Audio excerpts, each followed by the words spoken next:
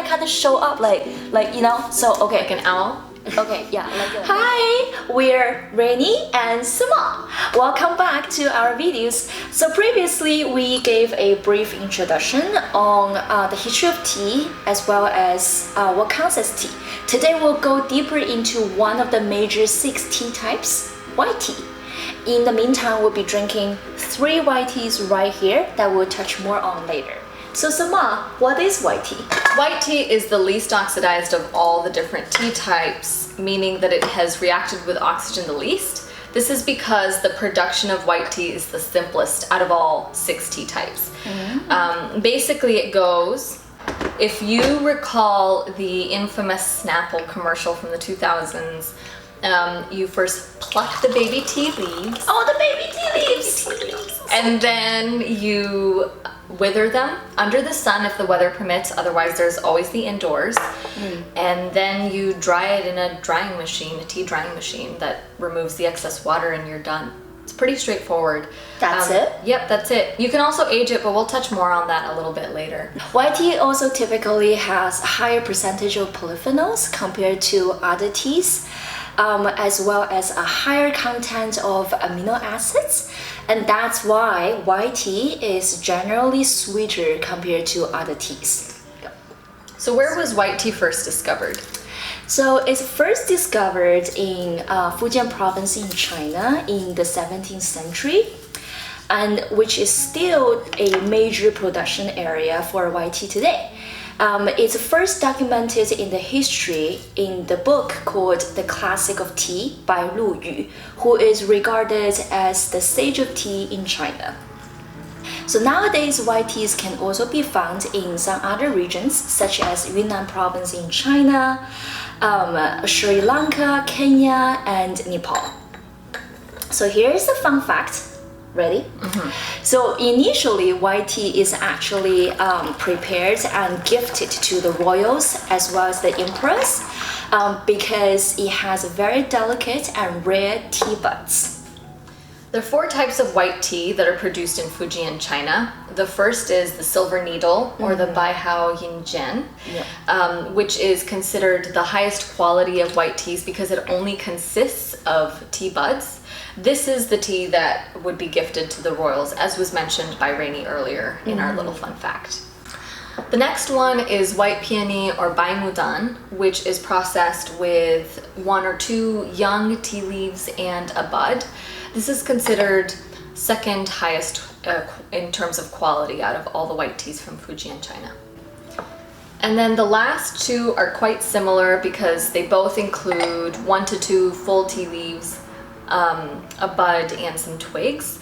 They're known as gongmei and shoumei. And although these are quite delicate and delicious teas, they are considered lower in quality than the previous 2 mentioned. As a matter of fact, we're actually drinking a winter harvest version of shoumei right here. And as you can see, the leaves are pretty big and it has 1 bud, some twigs, some leaves. These 4 types of tea are ideal for aging white tea. And for a white tea to be considered aged, it needs to have been aging for a minimum of 3 years. Aging just means that the tea has been left in a controlled natural environment to prevent molding, but to continue the oxidation process. Some of the other white teas to mention are, first of all, we have white teas from Yunnan province that is known as Yunnan moonlight white tea, which is produced from tea trees that are typically used to produce pu'er teas, which is another major tea type out of the 6 major teas that we will talk about later in another video. Secondly, we have white teas from Nepal, which is well known for its delicacy as well as for growing at a high altitude. However, it doesn't have an official name. And then we have white teas from Kenya, which also doesn't have an official name. However, it is often sought out for its hand rolling process. How do you brew white tea? So as you can see here, we're using the Gongfu Cha style to brew white teas. And when it comes to such style, you want to typically use water temperature that's between 85 Celsius to 95 Celsius. For example, this is an aged white tea, and that's why I'm brewing at 95 Celsius versus this is a freshly harvested tea from last year in winter. So I'm brewing it at 85 Celsius.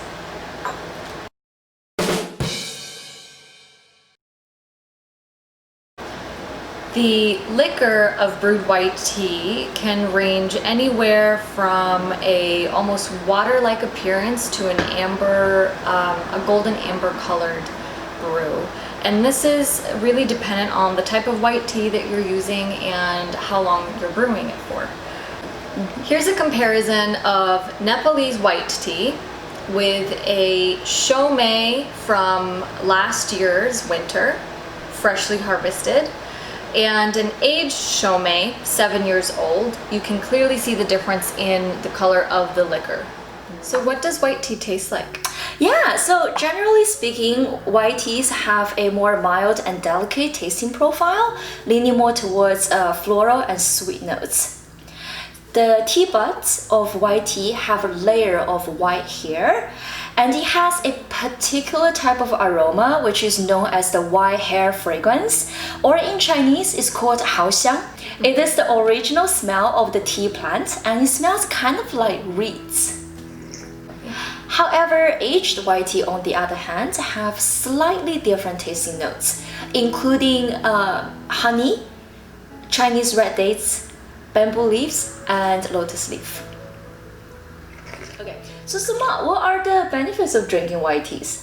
So they are higher in antioxidants than other types of teas. They're also higher in their fluoride content, so good for your oral hygiene. And they are helpful for their anti-inflammatory properties.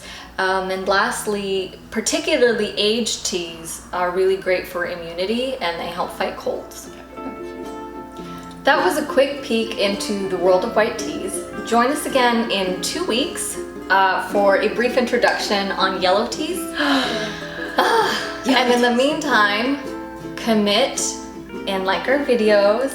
Happy steeping! Happy steeping!